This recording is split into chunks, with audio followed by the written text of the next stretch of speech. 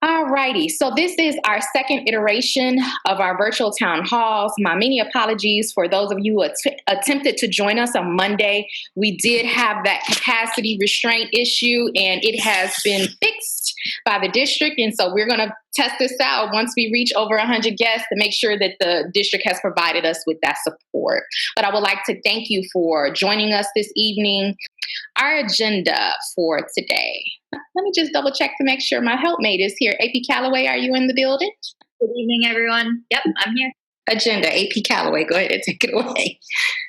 Oh, sure. So Dr. Henderson is going to lead us through a short mindfulness activity. After that, we'll do some brief introductions of her and myself in case you haven't met us just yet. We're going to go through the return to school resources, which we are missing just one single word in there, but return to school resources. We're going to go over some remote learning guidance and expectations. We're going to talk about some basics around scheduling. We are going to give you updates that we got, and then we're also going to address some of the questions that were asked in the previous town hall. So what we did between now and then is collect some more information from the district. We then sort of went through and funneled the categories of all these different questions, which I believe Dr. Henderson said there was about 38 pages worth of questions. So we went through and sort of categorized them. And so hopefully we'll be able to get to answer most of those. And then at the end of this, we will go ahead and open back up for more Q&A. When we get to that portion, we'll do it the same way, which is you can either put your name or your question in the chat, and I'll go through and read them in the order that they came in. All right. And so we've talked about this. The mindfulness is a process that we're going to really begin engaging our staff and our community around, especially when we meet in whole groups, just to center ourselves and prepare ourselves for the work that is ahead. And in the conversations about return to school, if anybody knows, these are very tedious conversations. We are navigating some constraints that we've never navigated before. And so it'll take some grace and some patience. If you are not a believer in the mindfulness practices, you do not have to participate. And so at this time, just give us a moment. It'll be a 1-minute meditation. I am going to ask you to get comfortable and close your eyes if you feel comfortable with that. Listen closely. Come into stillness. Take some moments to scan through your body and just see what wants to relax, to let go a little. You might take a full, deep in-breath, filling the chest, filling the lungs, and a slow out-breath, feeling the sensations of the breath as you release. And again, a deep in-breath and a slow out-breath, letting your breath then resume in its natural rhythm, opening to your senses, feeling the breath in the foreground and relaxing with the background of sensations, sounds, feelings, and life. At this time, go ahead and return to your meeting space. Okay, let's get into it. Okay, so our return resources. Dr. Henderson, I think we may have skipped the introductions. I'm not sure if you want to do that again really quickly. Yes, thank you. Oh, there they are. Great. Okay, I'll be brief. My name is Rebecca Calloway. I'm the new AP. I am joining King Arts after spending about 10 years in Chicago public schools. The picture you see in front of you are of my husband and me and my son, and our 2 dogs who are no longer with us, but were a big part of our family, and a pie that I was really proud of when COVID first started and I was really into baking. No longer doing almost any of that, mostly just eating now. So, but yeah, I'm really happy to be here with all of you. Thank you, AP Calloway. And nice to meet and see some new faces on the line. I'm Dr. Henderson, proud principal of King Arts. You'll see pictured here my family, my mom there, who is one of my centerpieces. We also have a dog, Zeus, who is the protector of our family in many cases. I have two children, a rising fourth grader who is a student in CPS, and a young man who is experiencing adulthood for the first time, a recent graduate from Disney 2 in Chicago. That'll be my husband, Pierre, who is down at the bottom right-hand corner. And so that's my little family. And as we interact with one another, you may hear me refer to them. And so we look forward to meeting many of you. We know that family and community is important to the King Arts community. And so we look forward to really expanding our knowledge base of who you are and how we can support you this year. Okay, and then we are here. Okay, so for our return resources, I put a picture here on the district's website. There is that Reimagining Education in District 65, which is a very streamlined guide that gives us some information about what return to school looks like. It is very organized in understanding what supports are out there, what in-person learning is, and what remote learning will look like. So I listed that first as one of the pieces that I lean on the most. So even as the administrator, I use this guide to make sense of the work. And so this is something that is community shared. It is on the district website. A King Arts frequently asked question sheet is coming soon as more of the pieces become written in stone, should I say, that will be shared with you. I don't want to share any communication. Many of you will find out about me. I like to make sure that it's fully factual and truthful before you receive it in your hands. And so we are working on that frequently asked question sheet as it pertains to King Arts, and that is coming soon. Our King Arts website is currently under construction, but we want to fashion it as a resource that'll not only give you what's happening in terms of dates, but also what's happening in terms of resources and guides that you can drop into to make decisions. AP Callaway and I will be hosting monthly community sit and sips.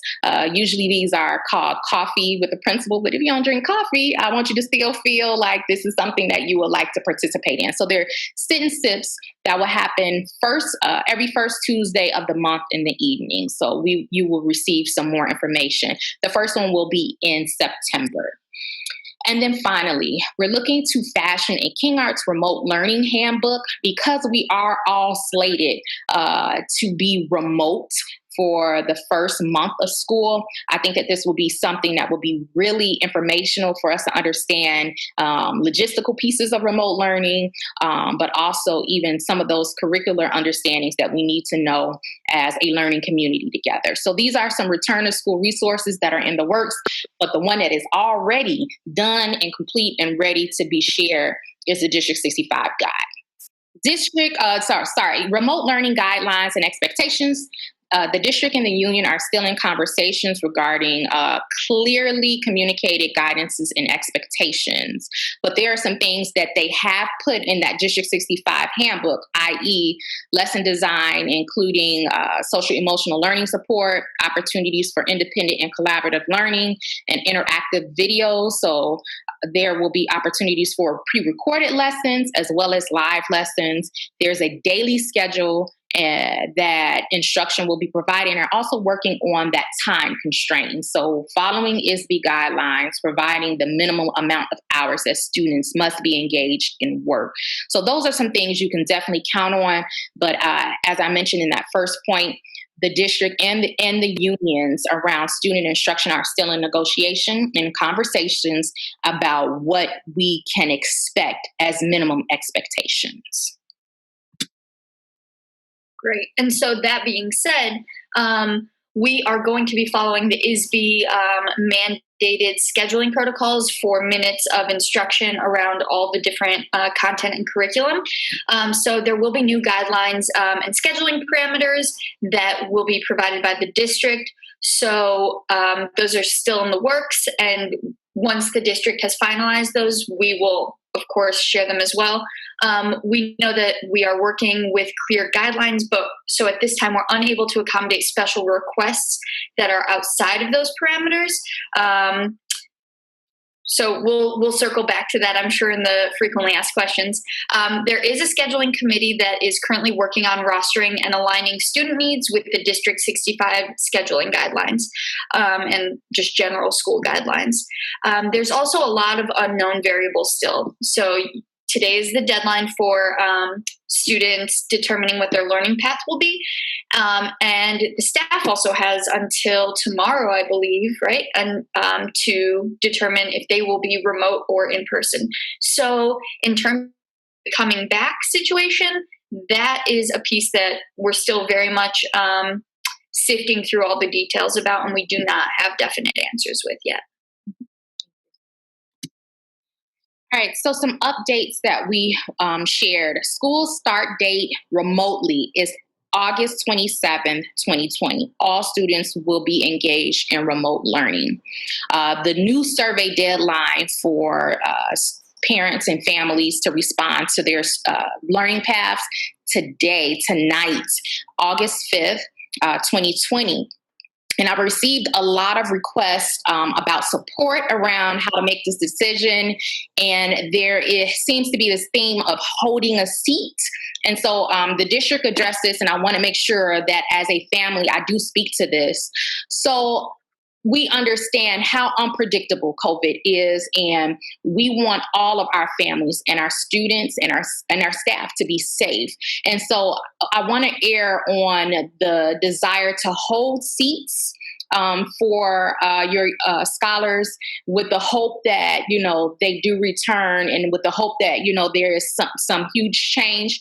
If you know that your child will be staying at home, please select that learning path and do not hold a seat where another young person who really has to attend school in person can get. So I do want to address that. That is an issue that we are working on as a district. So it's not just the King Arts, but that's something that we have to make public. If you are unable to access or complete the survey, I am able to input your learning path manually. Now, imagine that can be real tedious if there are a large amount of families who need me to go in and put their learning path. So please try. I do have a help guide that I can share. So if you email me like, I just can't get it, there's a guide that will walk you through step by step on how to do it. And then even after that, if you are unable to make the selection, I can put that in for you. And what I will need is your learning path selection. So it's either in person or remote,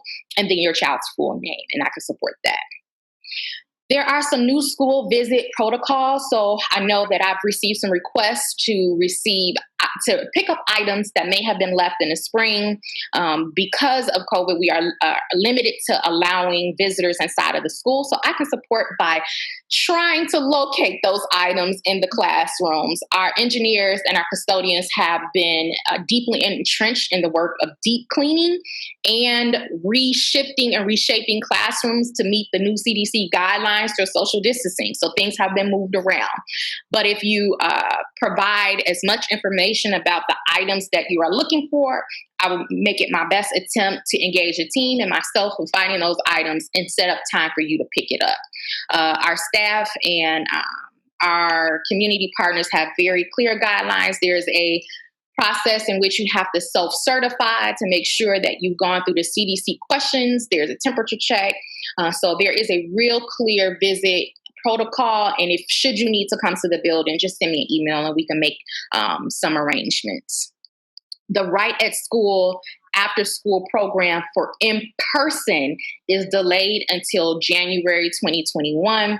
Of course, as it is impacted by COVID, this does not apply to childcare. It's two separate programs. Okay, so the Right at School after school programming for electives delayed for in-person instruction or support until January of 2021. Okay, and then I am going to stop sharing my screen. I want to first, before I stop sharing my screen, we're going to go over some of the norms for question and answering, but I'm going to stop sharing my screen so that I can navigate between some important documents as I answer the frequently asked question responses. So, as I'm going through these, please take note of some of the questions that have already been asked, so that when we do open up the question and answer session, that we do not repeat those in the chat. And so, AP Calloway, if you could just give an overview of what the question and answer session will look like.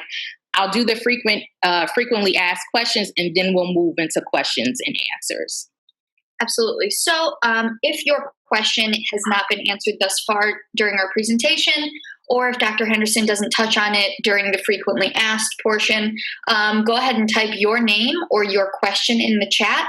What I'll do is I'll go ahead and call either your name, or I will read your question in the order it was received. So what we will try to do is get as many questions answered as possible, which means if your question has been answered, I will skip over it and we'll go on to the next question. Hopefully through watching the recording or tapping into any one of the district guides, we will have covered it. And so you can always flip back to that. But for the same time, I'll skip it if it's already been answered. Also, questions will be generated and double checked to ensure they have answers supported by the district. So if you're often hearing us say, we don't know, it's because we don't, and we don't want to give you the wrong information. Both of our email addresses are listed here for you to reference. Feel free to contact both of us. But with everything going on, please know that we are inundated with information right now. So give us about 3 business days to respond. We see you. We do hear you. We want to give you a diligent and strategic response. So just give us a few days grace period and we will get back to you. Okay, so the very first question, is there a timeline for schedules to be communicated to families? So currently, we are deadline for loading schedules in CIS K-12 by August 11th. And so that is our current deadline. Please keep in mind that there may be a possible vetting or review process by the district. So for a moment, I see questions that are already popping in the chat. If you can hold questions until I move through the frequently asked questions, there is a strong possibility that it will be answered in this section first before we jump into the chat. Okay. So there may be some possible vetting and review process for that, but right now, August 11th is the deadline that we have to load those rosters. Will parents or caregivers be able to provide scheduling input? At this time, we cannot receive any scheduling input. We are working with very clear guidelines aligned with District 65 Reimagining Plan, and those are mandated for legal and equity parameters. Do we know the teacher assignments for remote/in-person learning? Currently, this is still in the works, as all teachers and staff have been given to the end of the day tomorrow to select or confirm their plans to return in person. So those assignments are not in the works. I mean, they are in the works, but are not finalized. Remote learning minimal expectations. Currently, these are under contract negotiations with the union. There will still be very clear communicated guidances with minimal expectations and guidelines. So unlike this spring where many educators were left scrambling to put something together, we're not scrambling to put something together here. This is going to be very strategic and intentional. There will be clear schedules that will be communicated with all community stakeholders. What are the numbers regarding rosters, virtual and in person? So in person, they are looking at a range between 9 and 14 people in a room, 9 and 14 people in a room, given space capacity restraints. On-site classes will be determined based on the building capacity with social distancing guidelines. So there is no magic number. I can't say, oh, I'm always going to have 9 seats in all of the first grade classes. It depends on what classroom the first grade class is hosted in and what the spacing restraints are given in that particular classroom. In terms of remote guidelines, that has not yet been set.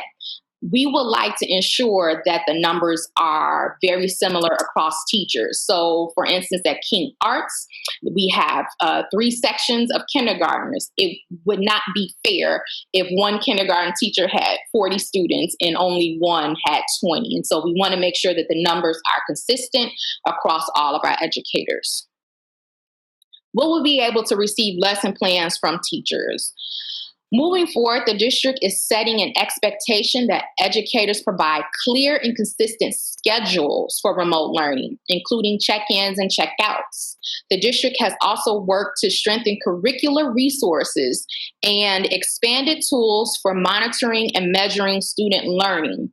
This does not apply to lesson plans that we will receive as administrators to look at lesson moves and tasks and assignments. So they're looking for what is called like a placemat, a weekly placemat that students will understand what assignments are due for the week and how to turn that in. So that is something that should be provided.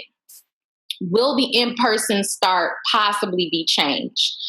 We are currently dictated by CDC guidelines and ISB regulations. Should anything change in those two organizations that will impact in-person instruction, we will have to announce that. And so that is based on the CDC and Illinois State Board of Education.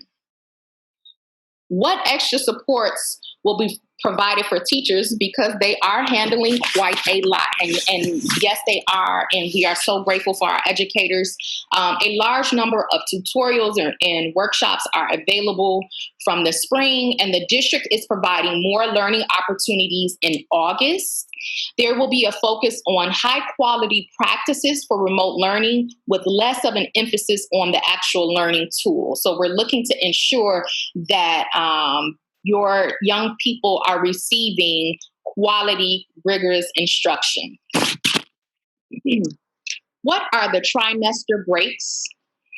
The calendar is currently being updated to include the trimester dates. And so if you have already looked on the district website and you see this calendar here, the trimester schedule still says TBD. It is currently being voted on in district spaces. What support will be provided for scheduling students with special needs or students who have diverse needs? I am asking that should you need specific things to be kept in mind, please email me directly. My email was shared on the slide before we stopped sharing the screen, but I'm going to say it. It is Henderson, HENDERSON at district65.net. The scheduling committee cannot make scheduling or rostering changes without admin approval because we are, of course, mandated to follow the new district guidelines for that. What will be the 8th grade experience? What will their schedule look like? Unless your 8th grader is scheduled in an advanced course taken at Evanston Township High School, they will have a similar schedule as most middle schoolers and 8th graders within the district. We will make it our best effort to protect and elevate the 8th grade experience, especially if it is, of course, remote. And so we don't want our 8th graders to feel like their last year in elementary school is for naught. We want to still make sure that we honor who they are as upcoming high school students. And so we will do our best to schedule and get the input of our young people on what their needs are.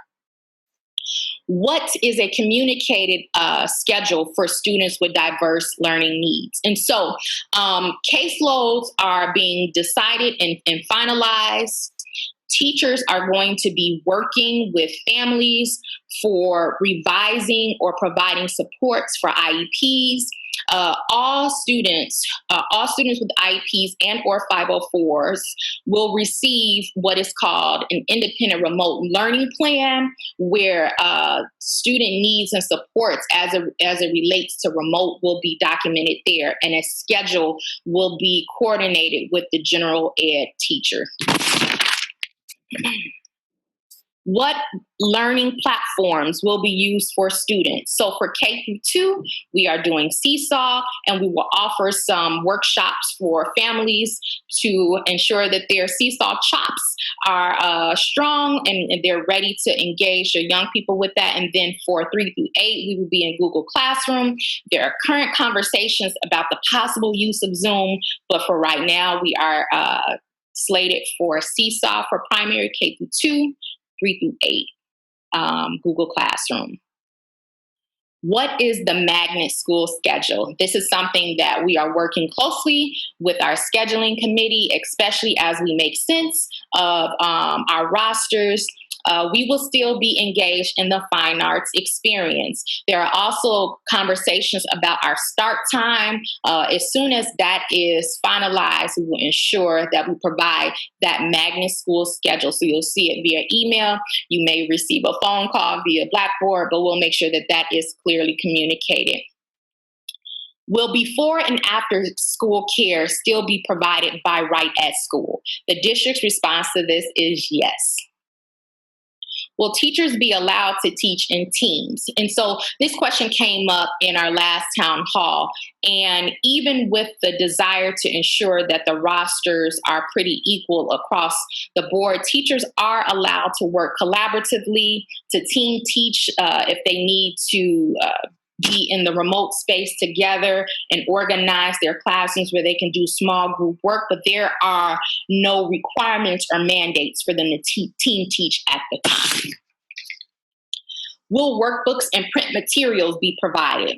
One, as we switch our math curriculum at the beginning of a new year, so we're switching to Eureka Math, there are workbook components to that, and the district is organizing with each individual school opportunities for material pickup. Clearly, that has to be scheduled under safety guidelines so that we don't have too many people in one space and place. But yes, there will be print materials provided, and we will communicate how those materials will get to your hands. 5th grade, when were they removed from middle school? And what's happening with that? And so I immediately went to the communication gurus to find out what happened with that. And so there was a miscommunication and an error in communication because that conversation was on the table right before the impact of COVID. It was in the district office, and it was something that honestly the ball was dropped once COVID happened because there was this scramble to ensure that young people were still engaged. And so I am going to schedule an independent meeting from the town hall with rising 5th grade families, one, so that I can communicate what the rationale was and the decision-making process for removing the 5th grade class from middle school. And that means that 5th graders will have Chromebooks, and that tech communication has already been processed. Will internet access and hotspots still be provided? Yes, this is based on family need, and there will be some support on how to get that in that guide that we referenced at the beginning. Tech support and repairs. There is a tech support number that we shared in our last meeting. I will get that to you before we end. If you should have tech support needs and repairs, there are tech gurus who are working in our office, and they are trying to also ensure that every young person that is new to the district has technology, has not received technology, but now needs technology. And so please allow them some patience and grace as they navigate the many phone calls that they could potentially be receiving between now and then. Will there be in-home support for students who receive additional supports according to their IEP and 504? So this is one of those areas that is very cautious because we do not want to contribute to any exposure to COVID. And so right now, the in-home supports are not firm or finalized in any way. There are conversations with external partners on possibly providing those in-home supports, but from the district currently, the answer is not so. How to switch learning plans. So if a parent or a caregiver would like to switch from in-person to remote, they must submit in writing to the principal, and it will take 2 days to make that change. So if for whatever reason something happens and a child is no longer able to attend in person, remote platforms will be readily available. So it doesn't mean you have to wait 2 days to get re-engaged with learning. It just means that you have to wait 2 days for it to appear and apply in the SIS K-12 system. Now, switching from remote to in-person, separate process. That process can only take place at the trimester dates. Remember, those dates have not been solidified. So switching from remote to in-person still requires that you do a written request, but then you also have to keep in mind it is still based on capacity and seat availability. Will there be curriculum consistency across grades?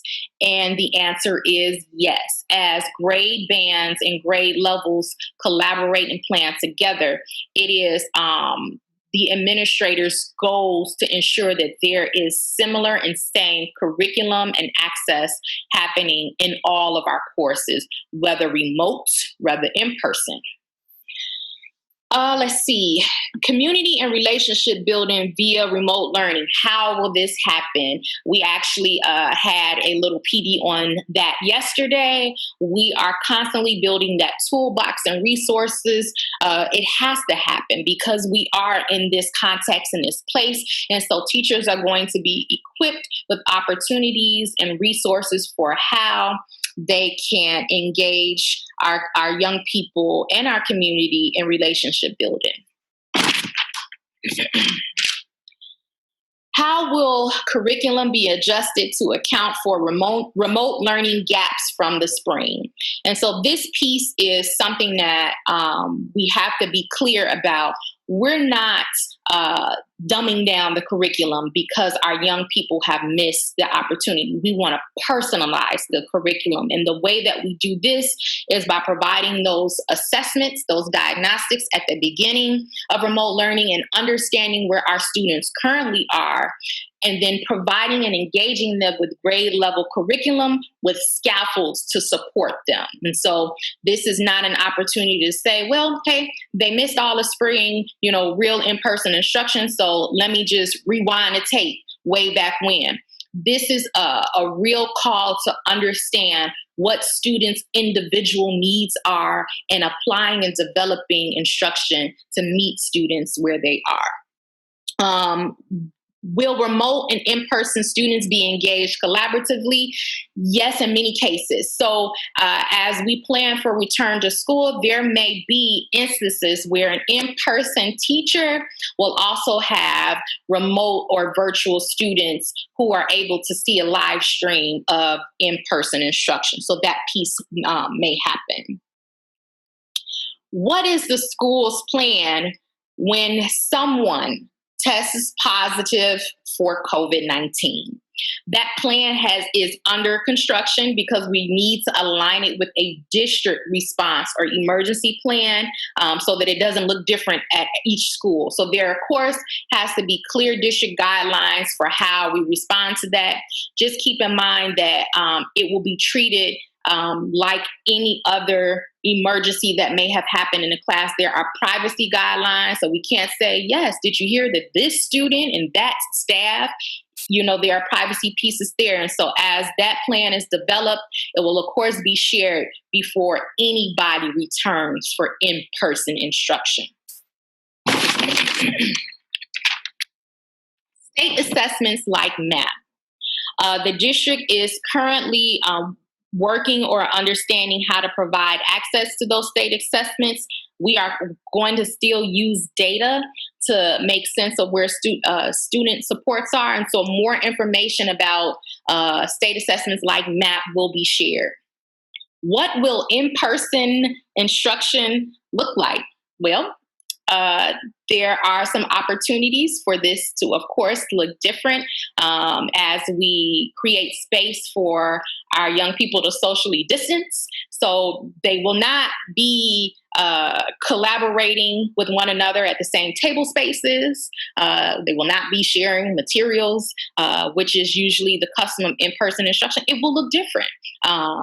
However, instruction will still be quality and it will still be rigorous. What are the considerations for fine arts, PE, and other extracurricular courses? They will still happen and they will still be embedded in the daily schedule. We are currently working on our rotations for that to communicate with our families what that schedule will look like.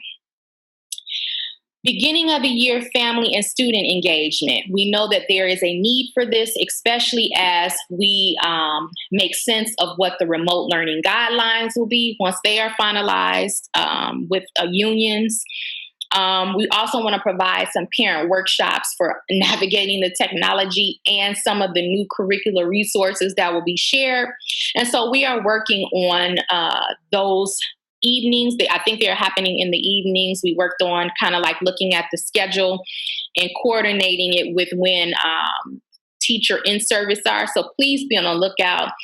Those invitations will include, some whole school piece. So whole school logistics of what remote learning will look like, as well as some grade level breakout rooms where you are understanding what your specific grade level experience will look like, how to turn in work, what the grading logistics will be.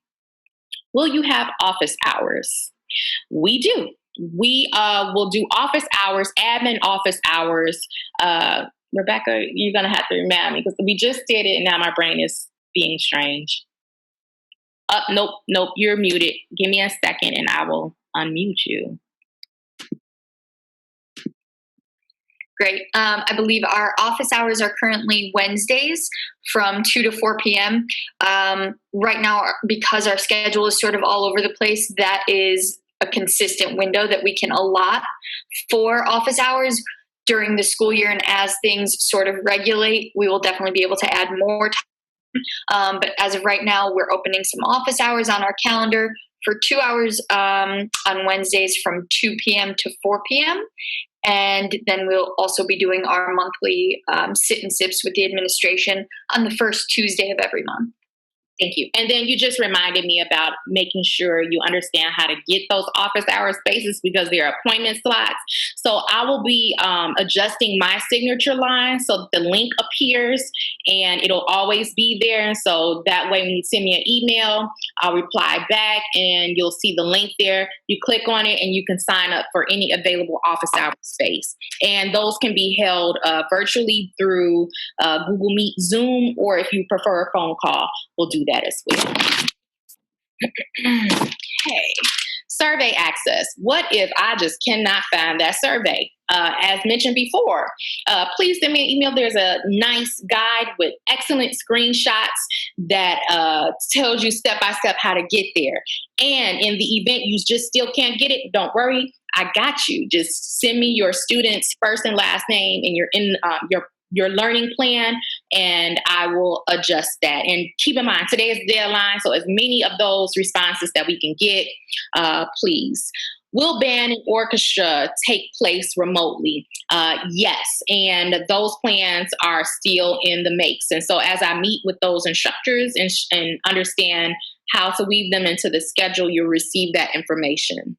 There was a question about ventilation, windows, and that such. So in terms of ventilation, for spaces that are not well ventilated, they will not be used. That was the communication from the district. Fans, of course, and windows will be available. They mentioned the use of fans to suck the air out of the room and blow it outside.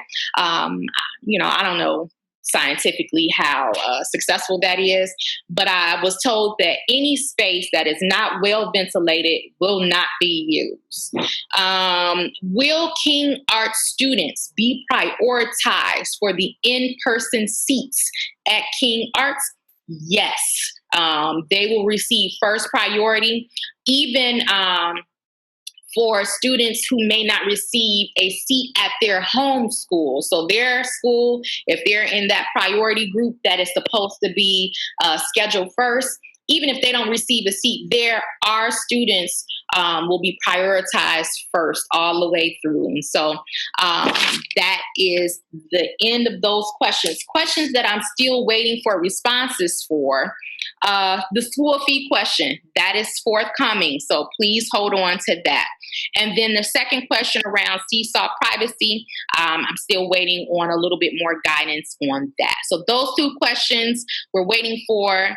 Hopefully, your question may have found its way in the ones that were posed. And should it have not, we're going to go ahead and open it up. The chat function, I am going to unmute or provide the opportunity for you to unmute yourselves should you need to once you're called on by AP Calloway. AP Calloway, I'll turn it over to you. All right, let's get right into it. One of our first questions. Stop. 1 second. Okay, sorry. Here you go. Go. All right. So the first question that was not answered is, how will new students receive learning materials for remote learning? Yes.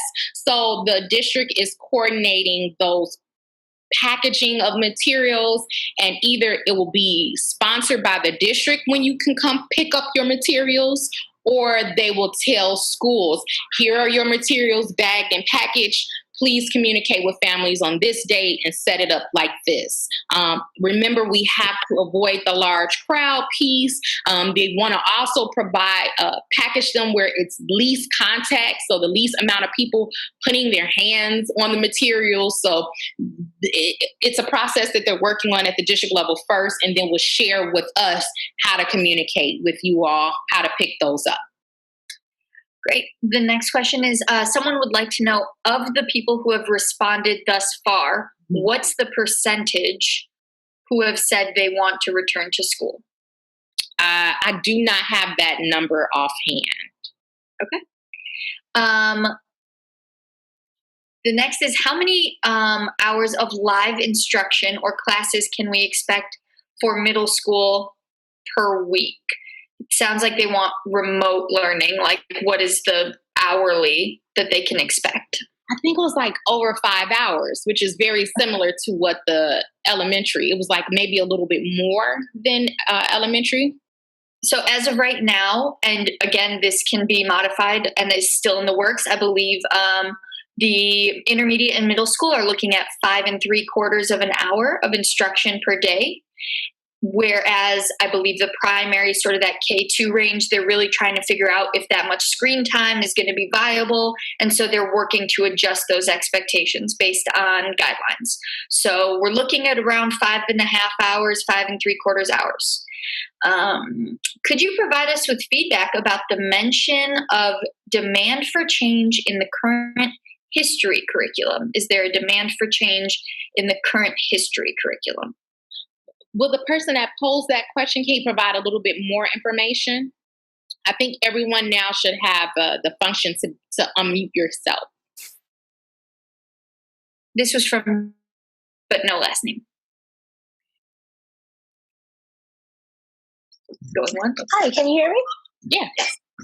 No, just recently in the media, I've just been hearing how there's been requests to change what's covered in the history curriculum, and I was just kind of wondering what the district's possible response would be to the recent media coverage about that.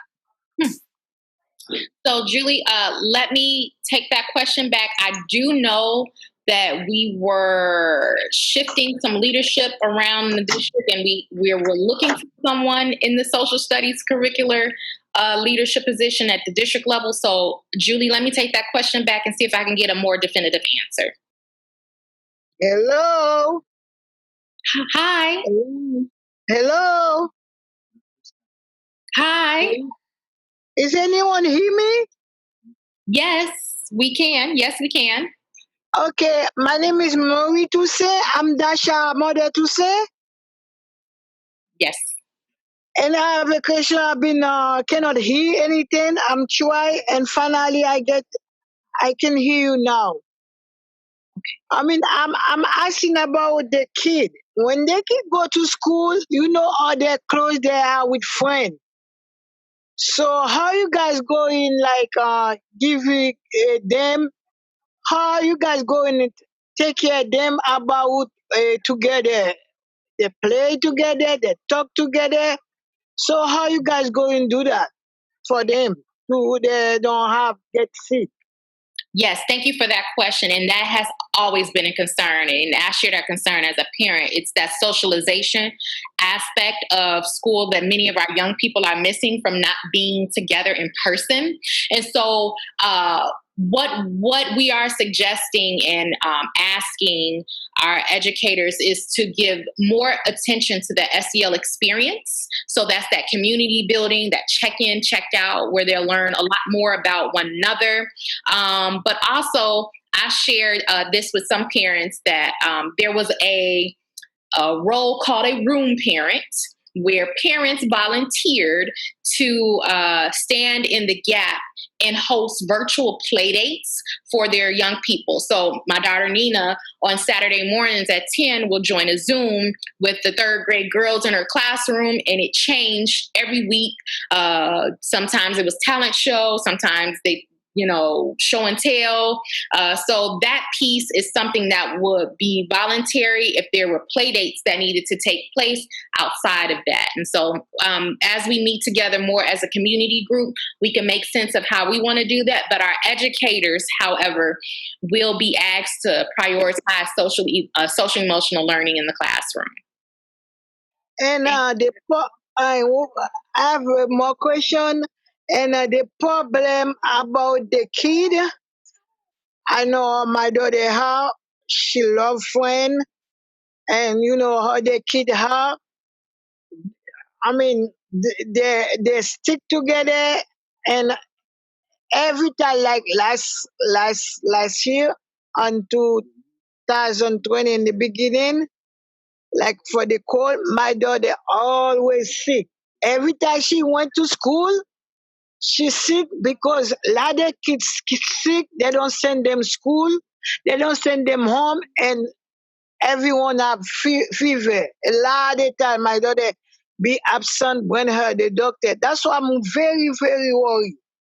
So you guys have to get very serious. When the kids sick, they have to send them home. You cannot keep them because my daughter getting sick easy when the kids sick. Cough, fever. She was stay home 3 days. Every time she go back, she gets sick back. So that's why I want. If you guys going to be serious to take care of those kids, when the kids sick, don't let them stay in school. Send them home because the other kid can be sick. The virus, the virus go everywhere. My Absolutely. daughter was sick a lot because a lot of kids sick and they don't keep them home. Yes. And every time she come back school, she was good, stay home 3 days, 4 days. And when she come back, she back sick. That's why I'm worried. If you guys go and take care of that, when the kids sick, they have to. Okay. Thank you so much. And we will, of course, as you know, are developing that Oh, I emergency. cannot hear. We are developing that emergency response protocol. And so, of course, that will be very clearly communicated. And those of you who selected in-person learning, there are new procedures even for arrival that will be communicated to you before you start in-person learning. Just before we take any more questions in AP Callaway, before you get in there, we're looking at about 9 minutes left, and there is a process that we are following. So before you unmute and jump in, please allow AP Callaway to move the questions in the chat or to the persons in the chat in order so that we can be fair about that. Thank you. Thanks, Dr. Henderson. So our next question is around if people had Chromebooks or technology from last year, are they keeping them? Are they turning them in? What are we doing with that? please keep your technology. Please keep your technology. It is yours for this remote learning experience. And this piece that also came out about that, if you selected in-person learning and you do come for in-person learning in September, it is, of course, expected that that technology comes with your young person, especially if they get to class and one of their courses, i.e., an elective, is provided remotely. They will need to engage in that class using their technology. If they don't bring it and they're without, there will be a loaner cart, but the loaner cart, of course, puts more people at risk of exposure. So I would like to say that. We have a question from a family who is, they're going to be arranging like a small group of students who are all in the same grade together at King Arts. They're all going to be learning together. So this family wants to know if all 4 of our students are in 4th grade and they're going to be working together at home, can they be put in the same class? So that piece, I would have to really check in around the district guidelines. I know that there are a lot of moves to do pods and supports where families are kind of coming together. And so let me just ask that piece again.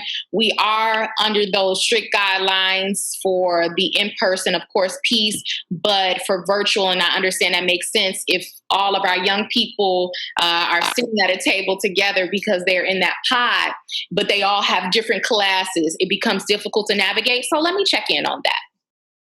Okay. I'm going to skip past a couple because a couple of these were answered. So how will we be notified if students receive a place in person, or if we should expect that they'll get placed for remote learning?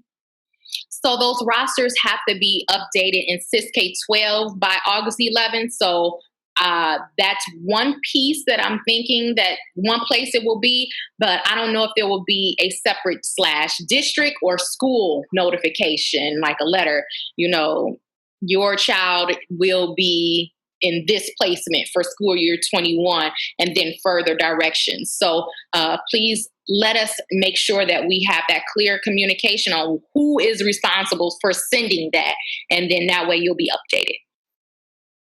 Great, thank you. What if your child doesn't have an assigned IEP coordinator? For that parent or caregiver, please send me an email with your child's name so that I can check in with the case provider for that child. Or we can figure out how to assign that student a permanent case manager. If your child needs speech and is doing e-learning, how will they go about that, and how does she get her services for speech if she's learning remotely? So all students who receive services via their IEP or 504 must still continue to receive those services in the remote learning setting. And so your speech personnel will be reaching out and coordinating how to support your student based on what their schedule is. Perfect.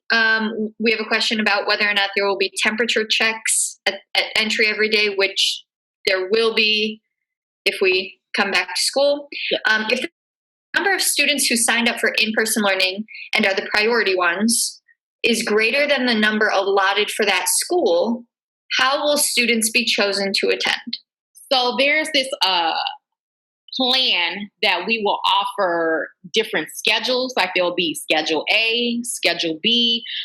It gets really difficult to plan that piece, but that is where we're at. So if we have more people slated for in-person than we have the bodies to support, the adults to support the in-person learning, there could be multiple schedules at the school. So A week, these students, B week, the next set of students, or the possibility that those seats in other schools where they may not have as many people who come back for in-person, students may be offered that move. Remember, the district's goal is to move adults before they move students. So they'll provide us with that next wave of how to respond to the numbers based on the personnel that we have to support.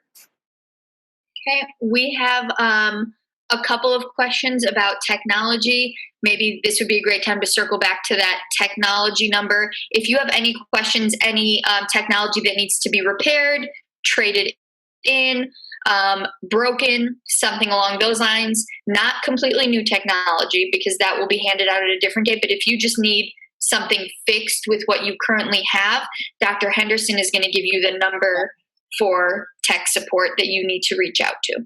Absolutely. Give me 1 second as I grab that in my many highlighted guides and folders and